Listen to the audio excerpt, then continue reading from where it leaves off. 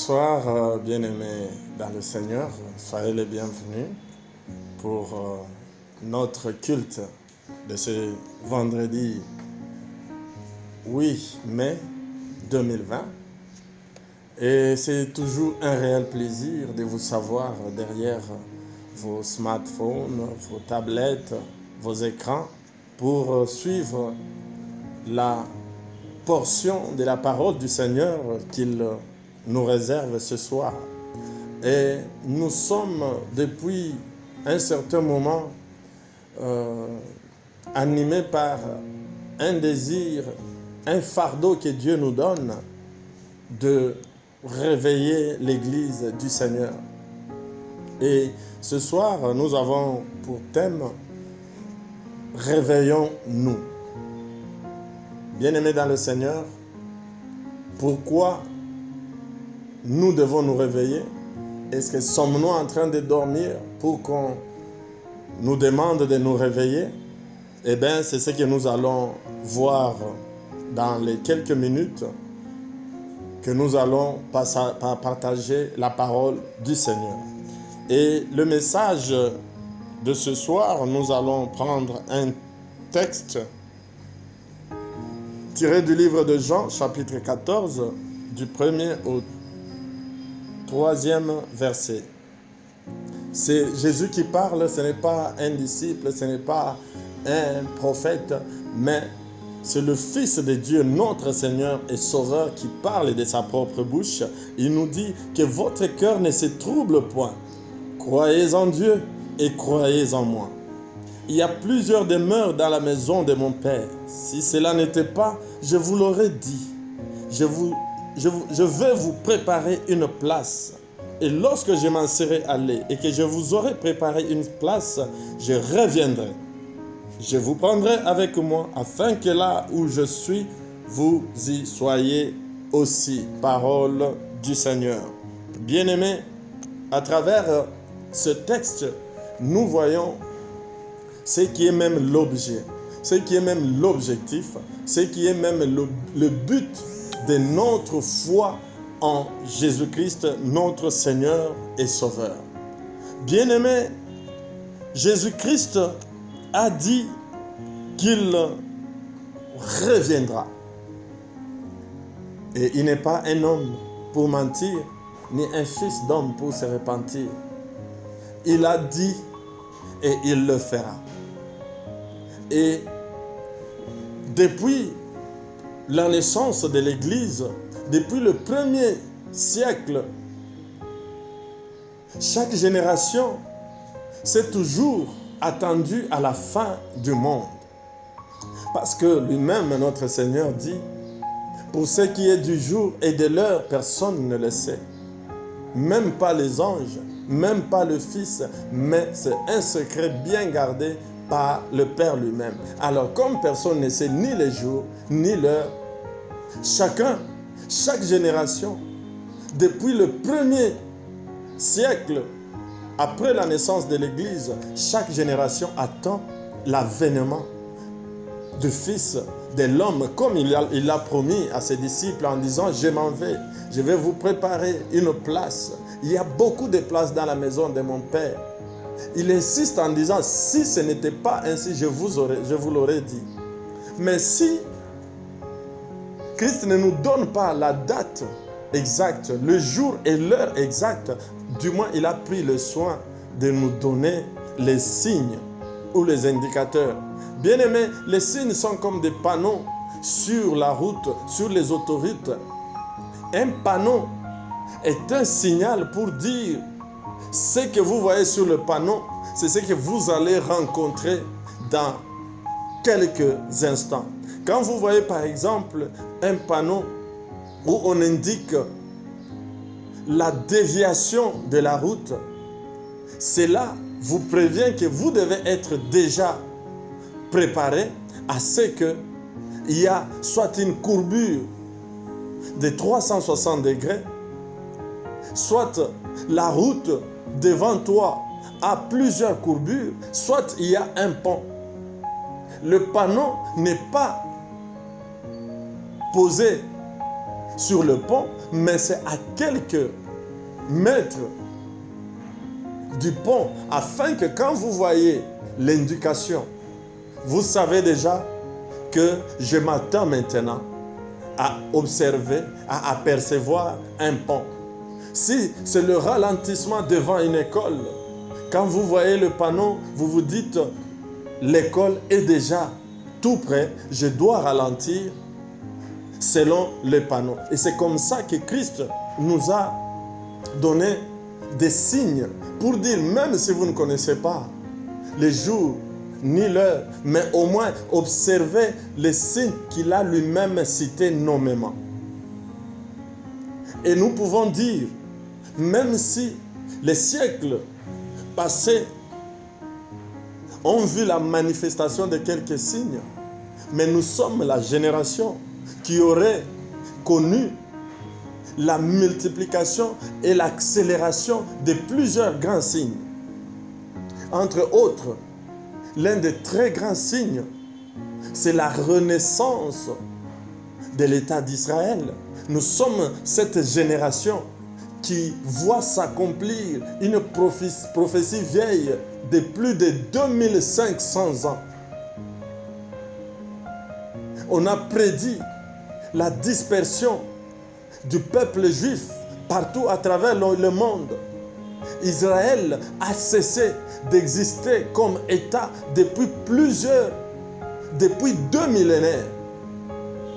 Mais voilà que nous sommes cette génération qui voit la naissance de l'État d'Israël en 1948.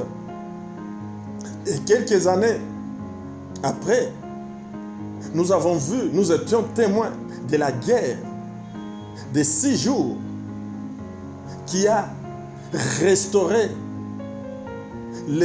Jérusalem, réannexé Jérusalem à Israël.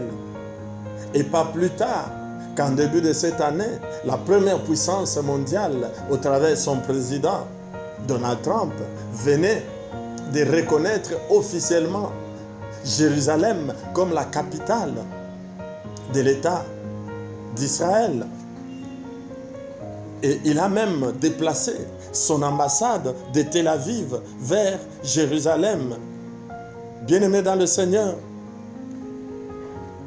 les signes se sont multipliés et accélérés.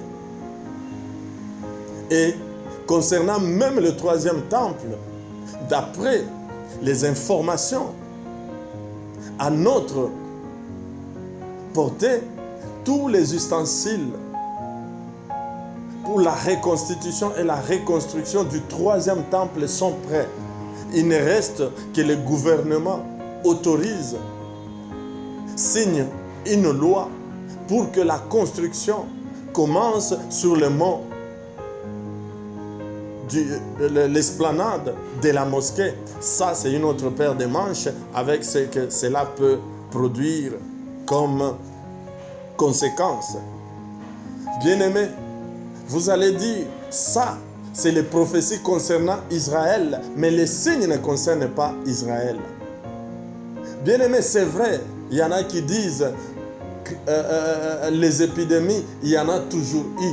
Mais les épidémies dont Jésus parle comme signe, il dit en divers lieux. Bien-aimés, toutes les épidémies qu'il y a eu dans les siècles passés, c'était circonscrit dans un foyer bien déterminé. Parce que les déplacements, vu les moyens de transport non développés comme aujourd'hui, quand une épidémie s'est déclarée à un endroit, il pouvait faire des ravages, mais il était circonscrit qu'à cet endroit. Mais pour la première fois, la planète tout entière est en train de vivre une épidémie qui frappe divers lieux de la planète. Le coronavirus peut être la toute première épidémie. On ne dit pas en termes de morts, mais la première épidémie qui frappe tous les coins de la planète en un seul moment. Bien-aimés, que voulez-vous encore comme signe? Vous voyez que nous sommes une génération qui doit prendre conscience que le temps de l'avènement du Fils de l'homme est proche. Tous les panneaux de signalisation, presque tous, sont en train de s'accomplir. Parce que les générations passées, l'évangile n'était pas encore annoncé aux quatre coins de la terre. Il y avait beaucoup de peuples qui n'avaient même jamais entendu parler de l'évangile du Christ. Et même tous ceux-là qui en avaient l'écho, ce n'est pas tous les pays. Il y a des pays dont, selon leurs lois, tout celui qui peut être attrapé avec une Bible sera mis à mort. Il y a encore des pays de tribulations anti-chrétiennes. Mais bien aimés, vous remarquerez aussi qu'à travers ces moyens par lesquels vous nous recevez chez vous, par l'internet, une prédication, la bonne nouvelle de l'évangile, telle que je l'annonce, je peux entrer même dans la maison des radicalistes en Iran et proclamer cette bonne nouvelle à travers l'internet sans risquer de me faire couper la tête. Bien-aimés, nous sommes cette génération qui doit faire attention. Jésus-Christ, le retour de notre Seigneur est proche. Mais comme la Vierge folle, comme les Vierges folles, plus nous approchons de la venue de l'époux, plus il a tardé à venir, le sommeil est en train de gagner l'épouse. L'épouse est en train de s'assoupir. La Bible dit, rachetons le temps, car les jours sont mauvais. Bien-aimés, nous devons nous réveiller. L'Église doit se réveiller. Eh bien, je sens qu'il y en a qui peuvent se dire, non, l'Église ne dort pas. Bien-aimés, ne nous bernons pas avec la surexcitation. Ne confondons pas la surexcitation dans nos églises à du réveil.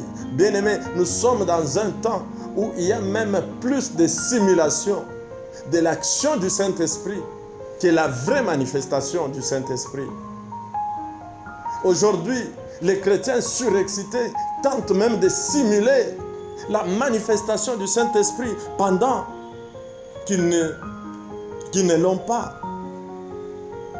Bien-aimés, pour nous convaincre de l'endormissement de l'Église, observez l'attitude des chrétiens aujourd'hui quand on leur parle de la fin des temps.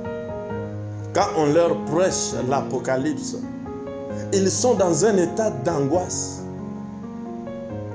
Ils sont stressés. Bien-aimés, prenons un exemple. Dans nos pays africains, nous savons que nos frères qui sont allés faire les études en Europe, aux États-Unis, il y en a qui ont élu domicile là-bas, qui résident là-bas. Certains reviennent au pays pour se chercher une femme.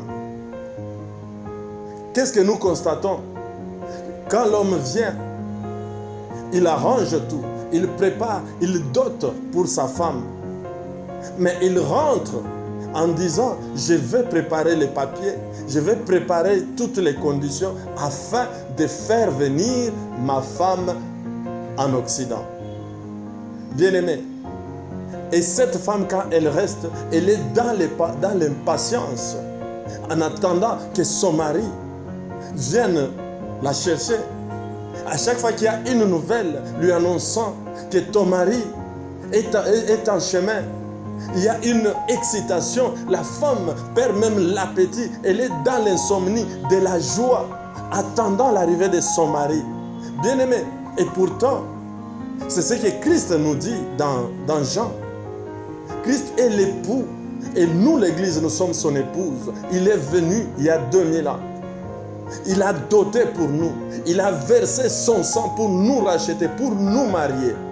Et il nous promet ici dans le livre des gens, il dit, je pars vous préparer une place. Afin que là où je suis, je reviendrai. L'Église est dans l'attente de l'époux depuis 2000 ans.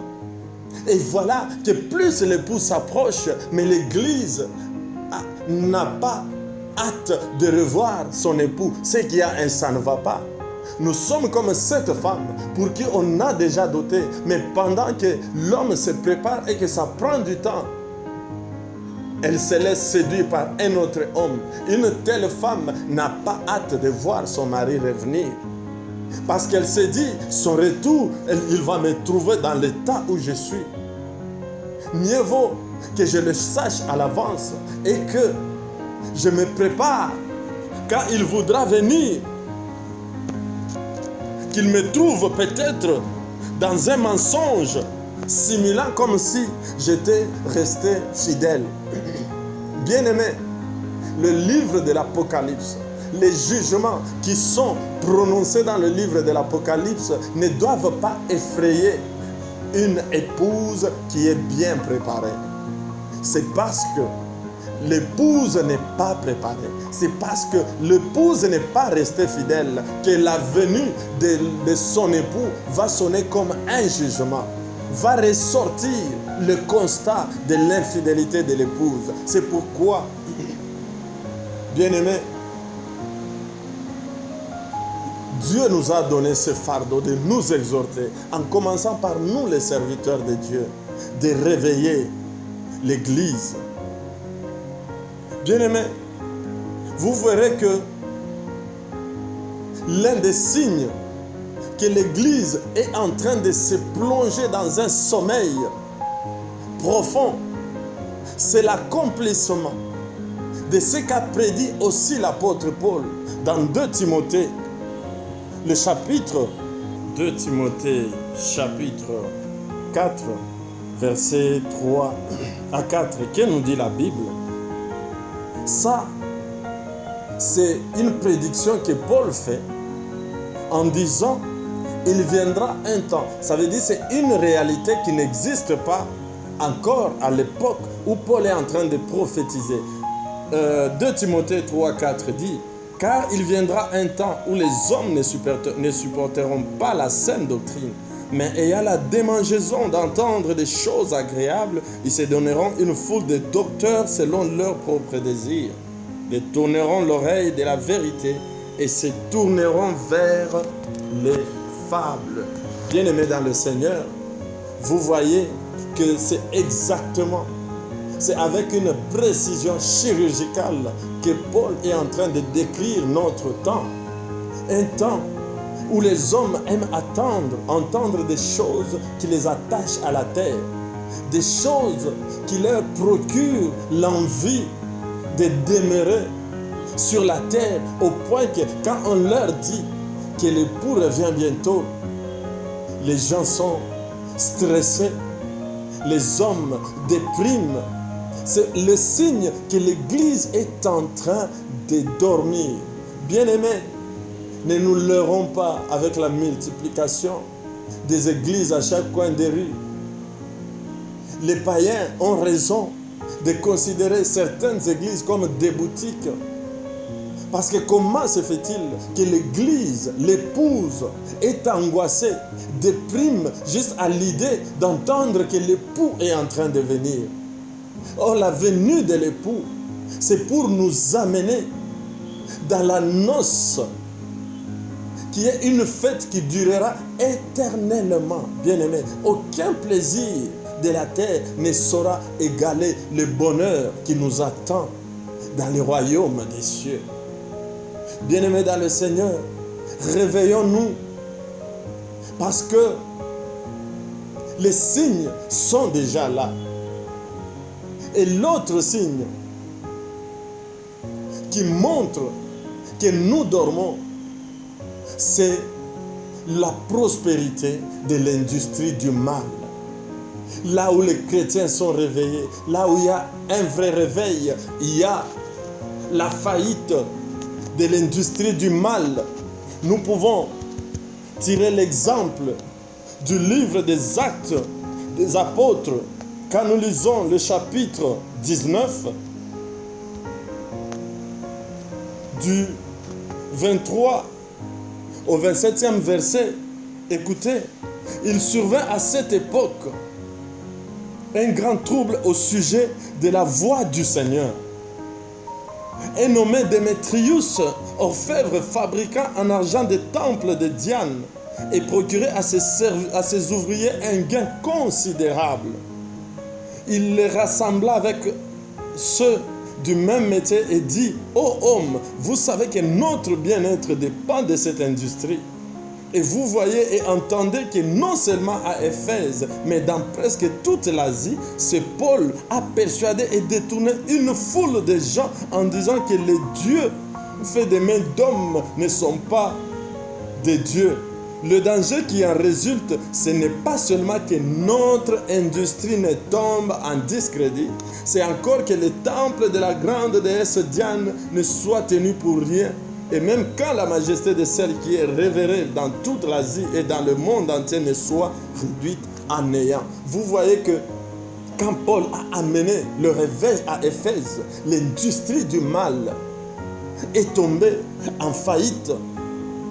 Et vous remarquerez que pas plus loin que dans notre pays, dans les années 80, quand le réveil est arrivé, les bars ont commencé à fermer, laissant place aux églises. Les boîtes ont commencé à se vider. Mais est-ce que c'est le même cas qu'aujourd'hui?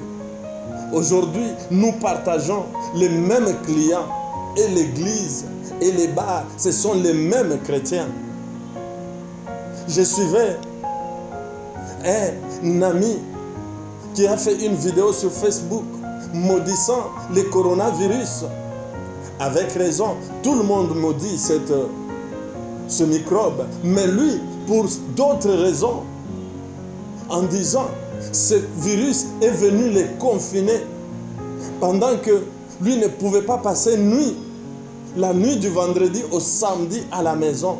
Il était en train de regretter comment il se retrouverait dans une boîte de nuit toute la nuit du vendredi et qu'il dormirait samedi toute la journée afin d'avoir la force dimanche d'aller à l'église. Bien-aimé, la même personne qui aurait passé nuit dans une boîte de nuit en train de se vautrer dans les plaisirs mondains, et c'est la même personne qui dimanche on le retrouve dans l'église. Et pire encore, il reçoit une prédication du début jusqu'à la fin. Il est à l'aise et il peut même aller sceller parce que cette prédication l'a béni, lui a fait du bien. Bien-aimé, il a écouté des fables. Parce que là, il y a un vrai réveil. Après que tu sois passé, tu aies fait une virée dans une boîte, tu ne peux pas écouter une parole du début jusqu'à la fin et tu te retrouves sans être touché dans ton cœur, sans être reproché, sans te condamner. Bien-aimés, réveillons-nous. Chers serviteurs et servantes de Dieu, réveillons-nous. Le réveil ne partira pas de l'église vers les individus, mais le réveil va partir des individus vers l'église. Bien-aimés, ce temps, c'est un temps où le retour du Fils de l'homme est proche. J'aimerais que chacun de nous prenne conscience. Quelle est ton attitude? Quel est ton sentiment quand tu écoutes un tel message? Que celui que nous avons longtemps cherché, longtemps loué, longtemps adoré sans l'avoir vu, l'occasion nous sera donnée de les rencontrer. Si ça ne te donne pas de la joie, bien-aimé, il faut revoir, repens-toi. Le réveil passe par la repentance. La repentance, c'est le fait de reconnaître ce péché, de les abandonner et de changer de mentalité. La repentance, c'est le changement de mentalité. Sortons de cette mentalité qui commence à s'incruster, qui a pris place en nous, que la bonne prédication, c'est celle qui nous promet monts et merveilles sur la terre, des mariages, des voyages, des richesses, des véhicules. Bien-aimés, ce n'est pas ça la bonne nouvelle. La bonne nouvelle est dans la nouvelle du royaume. Notre héritage glorieux. Bien-aimés dans le Seigneur, c'est ça. Parce que le reste, ce sont des choses que même les païens recherchent et des fois ils les trouvent même sans avoir besoin de Jésus. C'est pourquoi Jésus ne les met pas en priorité, mais ne nous en prive pas. Il dit cherchez premièrement le royaume et la justice et le reste vous sera donné par-dessus. Je n'ai jamais vu une maman qui se rend au marché, qui achète de la farine et il demande d'abord qu'on lui donne les par-dessus avant même d'avoir acheté. Nous sommes en train de rechercher des choses qui nous sont garanties une fois nous avons recherché le royaume et la justice de Dieu. Bien-aimés, quand nous parlons du royaume, ce n'est pas une nouvelle de deuil, c'est une nouvelle de fête. Le royaume dont nous vous parlons, c'est une fête éternelle. Au-delà des rues pavées d'or, de cristaux, mais il y a une fête. Christ dit, il nous a préparé un banquet avec un vin nouveau qui n'a rien à voir avec nos vins ici fabriqués par les Chinois où on met juste du colorant et qui peut même détruire l'organisme. Quand on vous dit de les abandonner, vous nous ramenez, Christ avait transformé l'eau en vin. Ce n'était pas ce vin piraté, mais il y a un vin nouveau que Christ nous prépare dans les lieux célestes. Il y a un banquet, un buffet, une fête éternelle qui n'a rien à voir avec la fête que tu fais chaque nuit dans des boîtes, où tu en sors rempli de démons, où tu en sors risquant des maladies. Bien-aimé dans le Seigneur, et après même se virer dans les boîtes de nuit, tu te retrouves avec les mêmes soucis, avec un vide en toi que tu tentes de combler avec de l'argent, avec des véhicules, avec des fêtes. Bien-aimé, ce vide n'a qu'une seule forme, Jésus-Christ de Nazareth. Et il n'y a aucun bonheur qu'on peut te promettre sur la terre. Est-ce que cette parole a vraiment trouvé la place en toi? Est-ce qu'il y a des justes qui, comme moi, sont surexcités à l'idée que Christ revient bientôt? Les jugements de l'Apocalypse ne concernent pas l'Église. Si tu es réellement un vase d'honneur, les tribulations, tous les jugements, tous les sauts qui déclenchent des fléaux, ça sera après l'enlèvement de l'Église. Seras-tu enlevé ou tu vas rester dans la tribulation, dans les tourments? Seule une épouse infidèle a peur du retour de son mari. Si tu es fidèle, tu dois être dans la joie. Et si tu n'as pas encore éprouvé cette joie, c'est que tu dors. Réveille-toi. Église, réveille-toi. Le signe de cette épidémie, c'est pour nous réveiller. Parce que si nous attendons le cri de minuit qui dira l'épouse est là, ça ne sera plus un réveil pour se préparer, mais ça sera un réveil pour constater si nous avions gardé l'huile où nous n'en avions plus.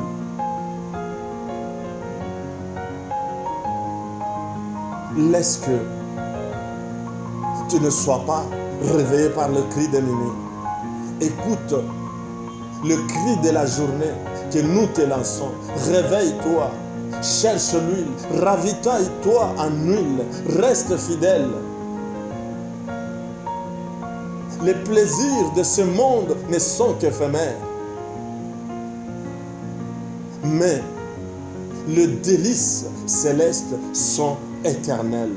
Que Dieu vous bénisse et bénisse sa parole. Est-ce que tu peux incliner ta tête et faire la prière avec moi? Répands-toi. Si tu es déjà réveillé, prie pour le réveil de tes frères et sœurs dans l'église locale, dans l'église corps du Christ, et partout à travers le monde. Que le Saint-Esprit touche, que les gens retournent à l'essentiel. Au nom de Jésus, nous pouvons prier. Oui, Seigneur, nous venons au-devant de toi pour te dire d'abord merci, parce que tu es le Dieu dont la volonté est que tous les hommes soient sauvés. Mais Seigneur, nous sommes dans un monde où le malin aussi est passé, s'aimer, livré. Seigneur, laisse que les bons blés se réveillent.